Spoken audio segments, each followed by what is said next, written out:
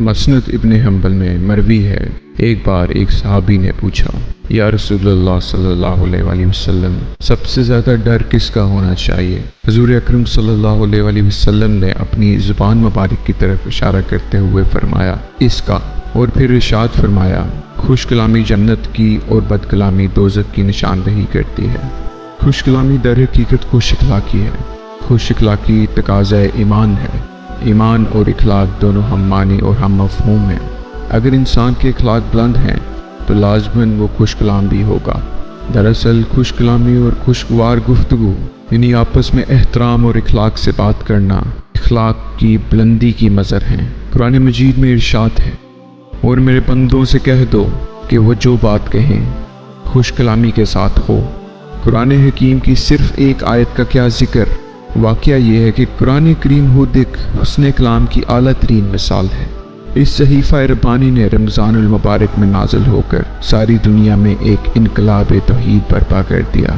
دنیا کی کوئی قوم اور کوئی ملت ایسی نہیں جو قرآن سے متاثر نہ ہوئی ہو۔ قرآن نے انسان کے شرف و عزم پر ہر انسان کو متوجہ کیا اور انسانوں میں محبت باہمی کو بلند تر درجہ دیا، اخلاق کو ہر چیز کی بنیاد بنایا اور حسن کلامی کے ساتھ درس دیا۔ تاریخ اقوام اس کی شاہد ہے کہ کسی بھی دور میں بد کلامی نے کسی انسان کو کچھ فائدہ نہیں پہنچایا اور خوش کلامی نے ہمیشہ فتح پائی اور دوسروں کو مسخر کر لیا۔ در حقیقت انسان فطرت سے جنگ نہیں کر سکتا۔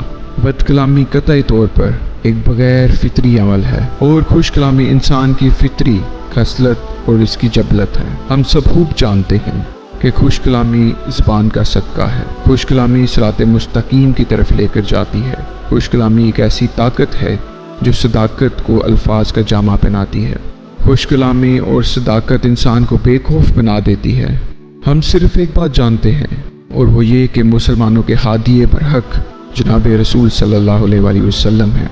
آپ صلی اللہ علیہ وآلہ وسلم ایسے عظیم و جلیل رہنما اور ہادی ہیں کہ جن کی زندگی کا ہر لمحہ ہمارے سامنے ہے۔ دنیا کا کوئی لیڈر، کوئی رہنما اور کوئی دوسرا انسان ایسا نہیں ہے۔ ایسی مثال تاریخ انسانیت میں ایک ہی ہے اور وہ ہماری مثال رسول اکرم صلی اللہ علیہ وسلم ہی کی ہے۔ ہم خوب جانتے ہیں کہ ہمارے رسول صلی اللہ علیہ وآلہ وسلم نے ہمیشہ خوش کلامی سے کام لیا۔ آپ صلی اللہ علیہ وآلہ وسلم نے ہمیشہ نرم گفتگو فرمائی۔ آپ صلی اللہ علیہ وآلہ وسلم نے ہمیشہ محبت کی بات کی ہے۔ ذرا غور فرمائیے، آپ صلی اللہ علیہ وآلہ وسلم ایک ایسے انقلاب عظیم کے بانی ہیں جو اس عالم ارض کے لیے وجہ رحمت بنا۔ اسلامی دعوت کو کامیاب بنانے اور ایک انقلاب عظیم برپا کرنے میں حضرت صلی اللہ علیہ وآلہ وسلم کا ہر لمحہ مسائل سے دو چار رہا۔ اس کے باوجود آپ صلی اللہ علیہ وآلہ وسلم نے ہر مسئلے کو خوش اسلوبی اور خوش کلامی سے حل کر لیا اور پھر اسلام کی روشنی نے پورے عالم کو روشن کر دیا۔ ہم رسول پاک صلی اللہ علیہ وآلہ وسلم کے امتی ہیں۔ امت محمدی میں ہمارا شمار ہونا ہمارے لیے باعث فخر اور موجب نجات ہے۔ یہ فخر اس وقت صحیح اور بجا ہو سکتا ہے جب ہم رسول پاک صلی اللہ علیہ وآلہ وسلم کے اسوہ حسنہ کو اپنائیں، ان کی بتائی ہوئی راہوں پر چلیں، ان کے اصول زندگی کو اختیار کریں۔ ایمان، اخلاق اور خوش کلامی معاشرے کی ہر خرابی کو دور کر سکتا ہے۔ اللہ سبحانہ و تعالی ہمیں حسن عمل کی توفیق عطا فرمائے۔ آمین۔